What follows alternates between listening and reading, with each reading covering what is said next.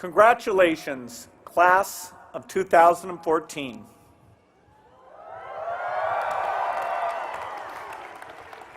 Melinda and I are excited to be here.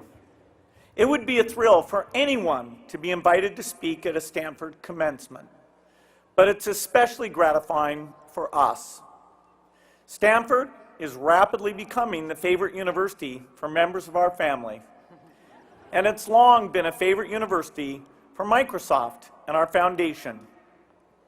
Our formula has been to get the smartest, most creative people working on the most important problems. It turns out that a disproportionate number of those people are at Stanford.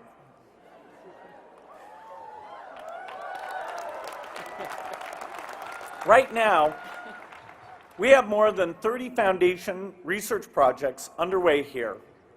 When we want to learn more about the immune system to help cure the worst diseases, we work with Stanford.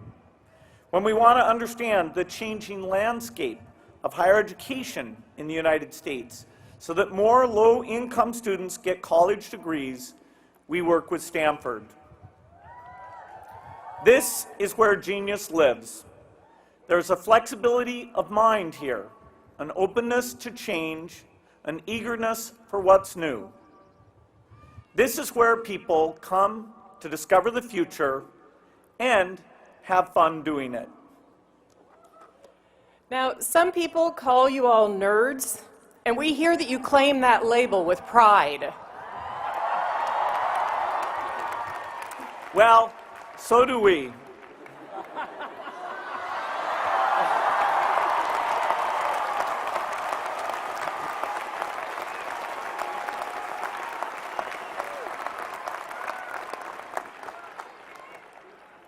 My normal glasses really aren't that different. There are so many remarkable things going on here at this campus. But if Melinda and I had to put into one word what we love most about Stanford, it's the optimism. There's an infectious feeling here that innovation can solve almost every problem. That's the belief that drove me in 1975 to leave a college in the suburbs of Boston and go on an endless leave of absence. I believed that the magic of computers and software would empower people everywhere and make the world much, much better. It's been 40 years since then, and 20 years since Melinda and I were married. We're both more optimistic now than ever. But on our journey, our optimism evolved. We'd like to tell you what we learned and talk to you today about how your optimism and ours can do more for more people. When Paul Allen and I started Microsoft, we wanted to bring the power of computers and software to the people. And that was the kind of rhetoric we used. One of the pioneering books in the field had a raised fist on the cover, and it was called Computer Lib. At that time, only big businesses could buy computers. We wanted to offer the same power to regular people and democratize computing. By the 1990s, we saw how profoundly personal computers could empower people. But that success created a new dilemma. If rich kids got computers and poor kids didn't, then technology would make inequality worse. That ran counter to our core belief. Technology should benefit everyone. So we worked to close the digital divide. I made it a priority at Microsoft, and Melinda and I made it an early priority at our foundation, donating personal computers to public libraries to make sure everyone had access. The digital divide was a focus of mine in 1997 when I took my first trip to South Africa. I went there on business, so I spent most of my time in meetings in downtown Johannesburg. I stayed in the home of one of the richest families in South Africa. It had only been 3 years since the election of Nelson Mandela marked the end of apartheid. When I sat down for dinner with my hosts, they used a bell to call the butler. After dinner, the women and men separated, and the men smoked cigars. I thought, good thing I read Jane Austen, or I wouldn't have known what was going on.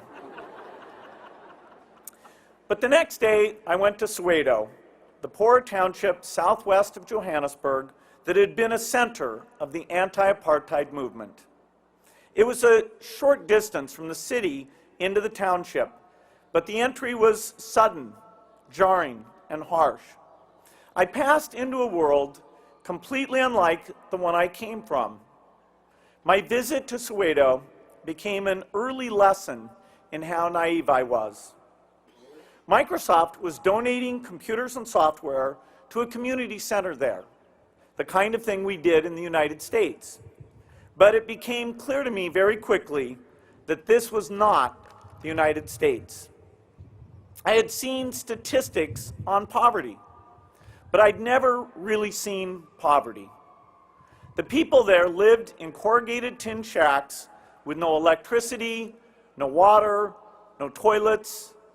Most people didn't wear shoes. They walked barefoot along the streets. Except there were no streets, just ruts in the mud. The community center had no consistent source of power, so they rigged up an extension cord that ran 200 feet from the center to a diesel generator outside.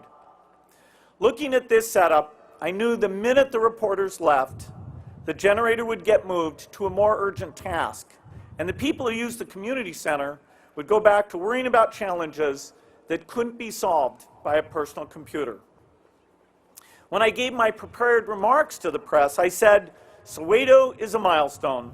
There are major decisions ahead about whether technology will leave the developing world behind.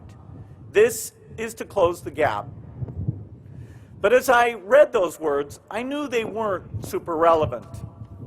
What I didn't say was, by the way, we're not focused on the fact that 500,000 people on this continent are dying every year from malaria. But we're sure as hell going to bring you computers. Before I went to Soweto, I thought I understood the world's problems, but I was blind to many of the most important ones. I was so taken aback by what I saw that I had to ask myself, did I still believe that innovation could solve the world's toughest problems? I promised myself that before I came back to Africa, I would find out more about what keeps people poor. Over the years, Melinda and I did learn more about the pressing needs of the poor. On a later trip to South Africa, I paid a visit to a hospital for patients with MDR-TB, multi-drug resistant tuberculosis, a disease with a cure rate of under 50%.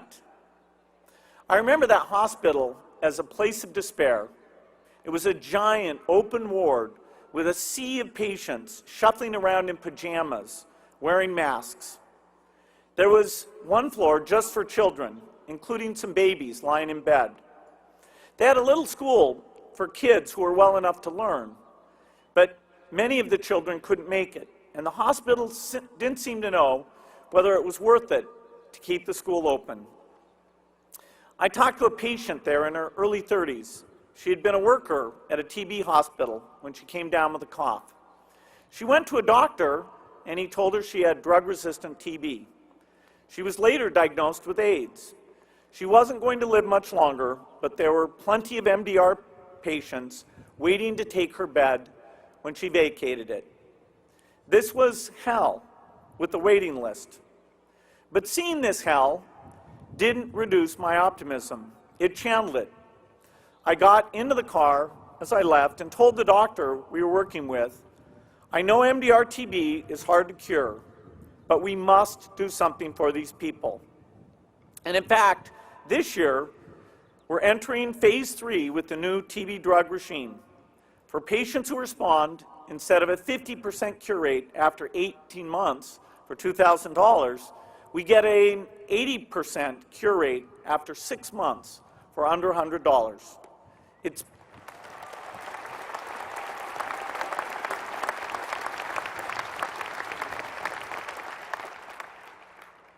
Optimism is often dismissed as false hope, but there is also false hopelessness.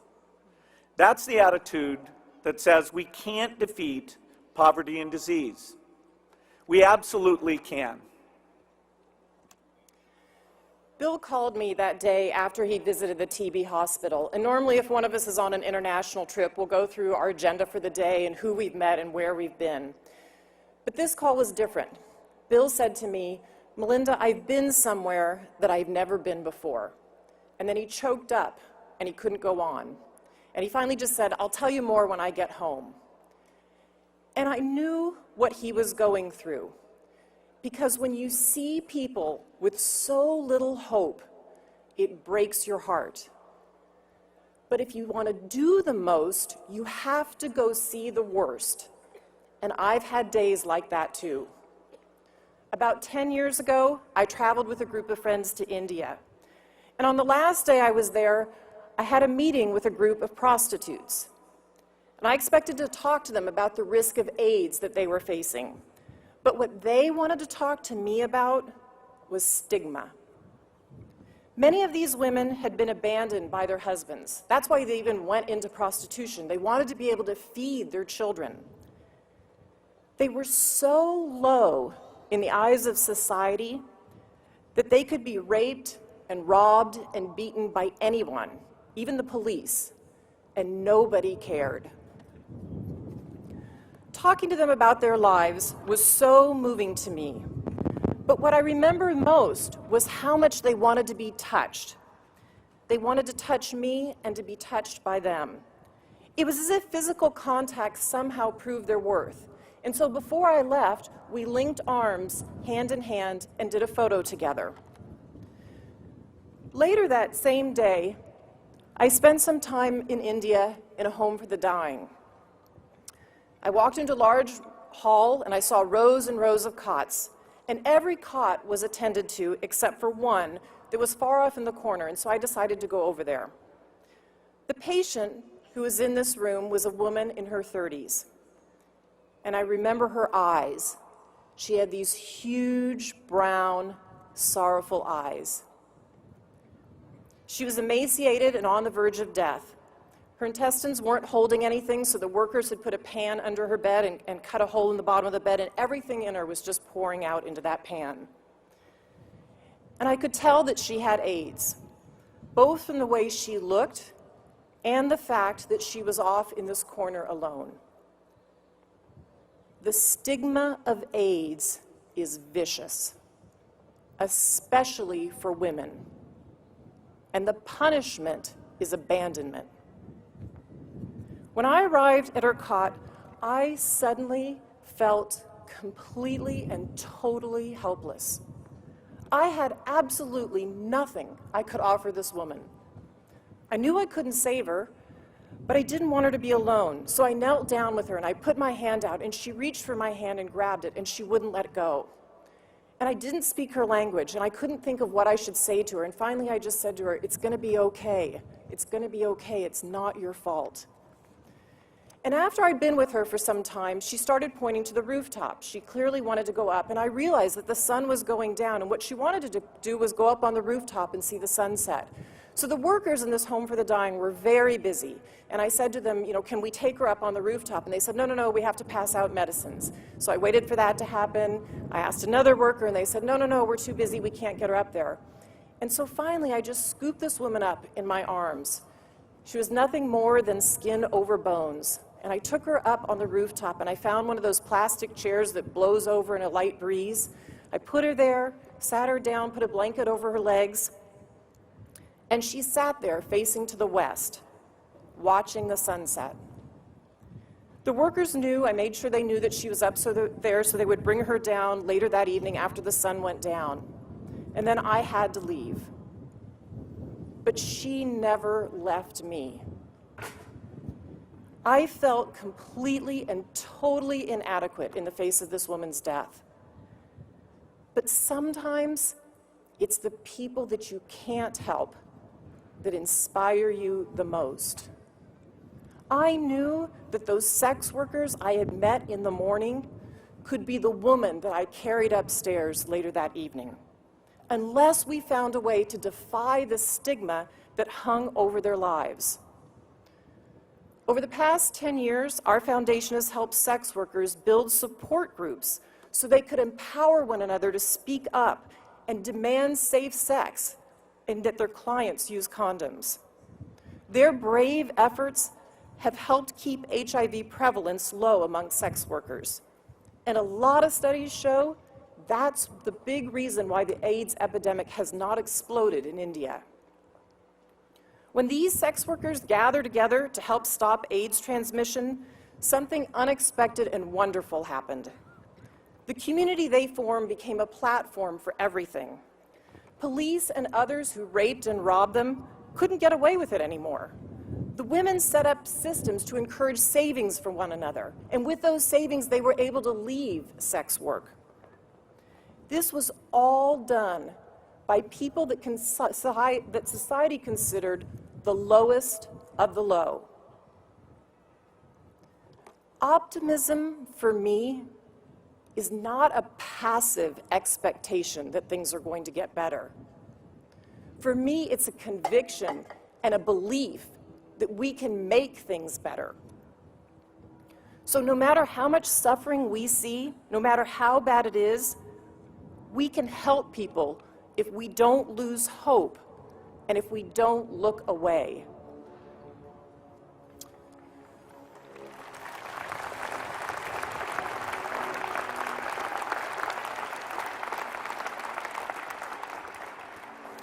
Melinda and I have described some devastating scenes, but we want to make the strongest case we can for the power of optimism.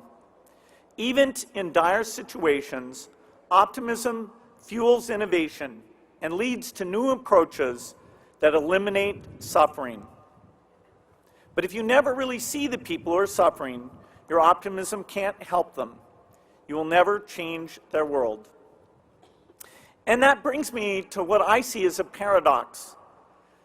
The modern world is an incredible source of innovation, and Stanford stands at the center of that, creating new companies, new schools of thought, prize-winning professors, inspired art and literature, miracle drugs, and amazing graduates.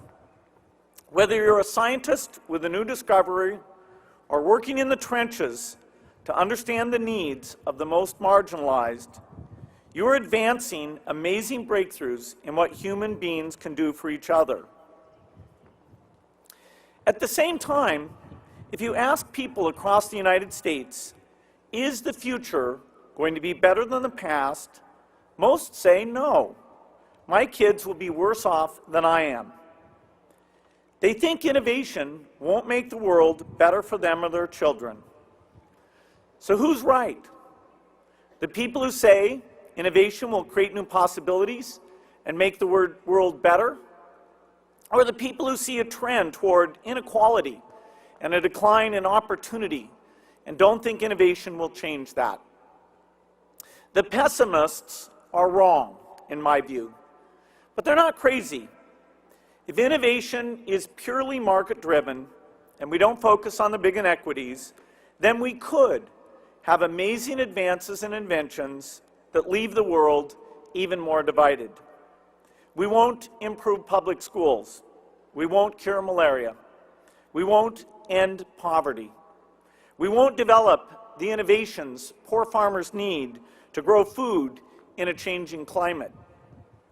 If our optimism doesn't address the problems that affect so many of our fellow human beings, then our optimism needs more empathy.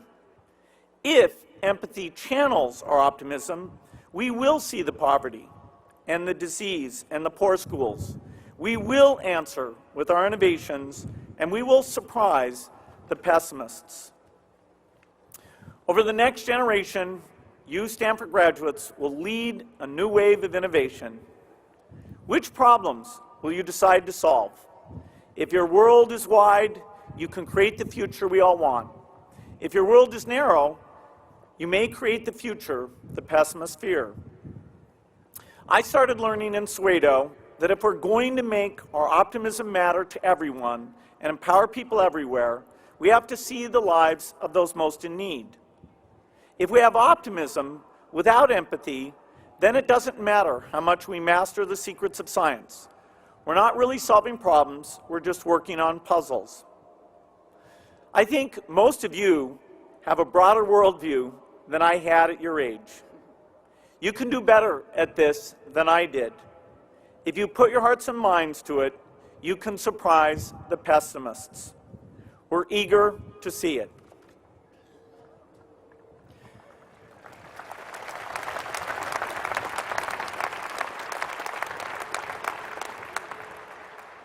So let your heart break. It will change what you do with your optimism. On a trip to South Asia, I met a desperately poor Indian woman. She had 2 children, and she begged me to take them home with me. And when I begged her for her forgiveness, she said, "Well, then please just take one of them." On another trip to South Los Angeles, I met with a group of students from a tough neighborhood, and a young girl said to me, "Do you ever feel like we're the kids whose parents shirk their responsibilities, and we're just the leftovers?" These women broke my heart, and they still do. And the empathy intensifies if I admit to myself, that could be me.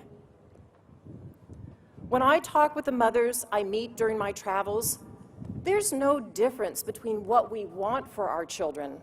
The only difference is our ability to provide it to our children. So what accounts for that difference? Bill and I talk about this with our own kids around the dinner table. Bill worked incredibly hard, and he took risks, and he made sacrifices for success. But there's another essential ingredient of success, and that is luck.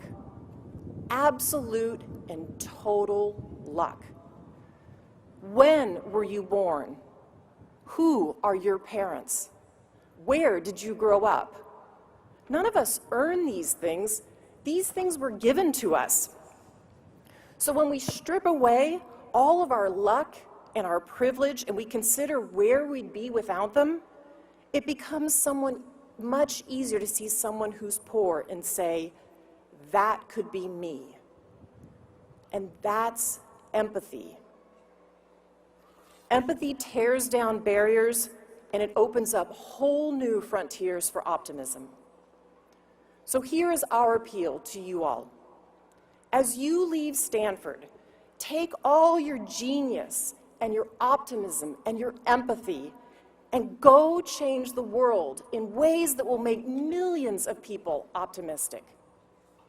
You don't have to rush.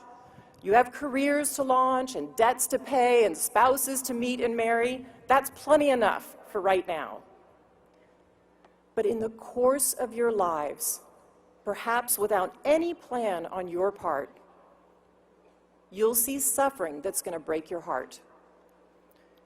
And when it happens, don't turn away from it. That's the moment that change is born. Congratulations and good luck to the class of 2014.